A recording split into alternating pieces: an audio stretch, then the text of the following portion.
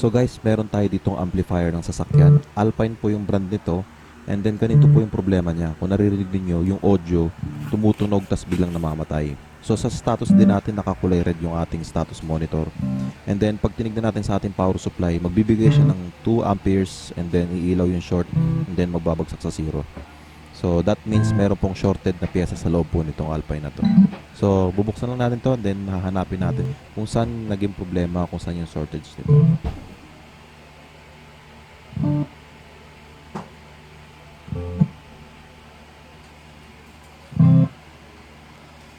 So once again guys, you're watching ChrisRandomTech. So bisita lang po kayo sa ating YouTube channel, punta po kayo sa playlist. Nag-upload po tayo ng iba't ibang content, gaya po ng pag-aayos ng mga domestic appliances. So meron tayong playlist dito. Yung nagre-repair po tayo ng mga washing machine, ng mga camera, TV at iba pa.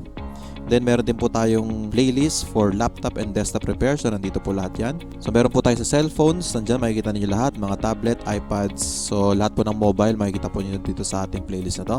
And then yung ating automotive sa sasakyan. Kung interesado po kayo, meron din po yan sa ating channel. So gagawa po tayo ng playlist dito every time na mag-upload tayo ng bagong content. So make sure na ma-check po ninyo itong playlist natin. And then be sure to subscribe and hit the notification bell para pag nag-upload tayo ng bagong video ay magiging updated po kayo. So, let's get started guys.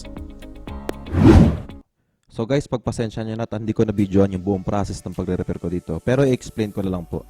So ito naman po yung ginawa ko dito. Hindi ko expect na ma-upload ko sa YouTube. Pero i-share ko na rin po kung ano yung nag-find out ko dito. So guys, hindi na ako masyado gumamit ng mga tools dito dahil so ang ginawa ko lang naman po dito guys ay nung binaklas ko itong aking amplifier ay nag-visual check lang po ako. So yun ang unang-una yung gagawin pagka magre-repair kayo. Mag-visual check muna kayo. Tignan mo niyo kung intact ba lahat ng pyesa, kung may sunog ba, kung may pumutok. So kahit hindi pa kayo gumagamit ng tester, dun pa lang makikita nyo na kagad kung ano yung problema. So nag-visual check ako, tinignan ko lang po lahat ng pyesa kung naka-intact ba. And then guys, sa part na ito, meron ako nakitang dalawang capacitor na parang nagmo-molde na siya, nagkukulay green na. So dito pa lang alam ko na may problema doon. So yun nga, nung hinugot ko siya, gumamit ako ng panghinang. So nung hinugot ko to, putol yung isang paa nung dalawang capacitor. So ganun lang ginawa ko. Hindi na ako gumamit ng tester. Humanap na lang ako ng same value sa ibang mga components din. And then yung same value na capacitor na yun ang ni-replace ko sa aking amplifier. So bali dalawang capacitor po yung pinalitan ko. And then yun lang ginawa ko. So nung kinabit ko siya, hindi pa rin po ako gumamit ng tester.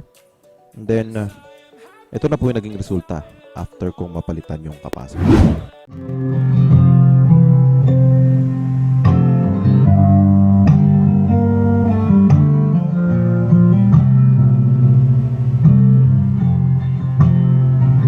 So kung mapapansin nyo guys, nag-steady na sa 3.5 amperes yung ating power supply.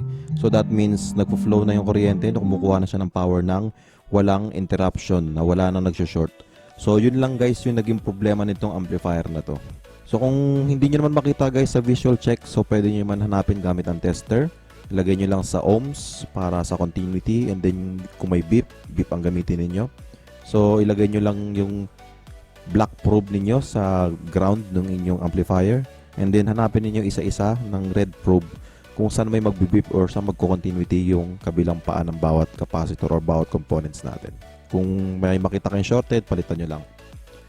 So, sana nakatulong sa inyo guys itong simpleng video na ito. And then kung may mga katanungan kayo, leave lang sa comment, and tatry natin sagutin hanggat sa makakaya natin.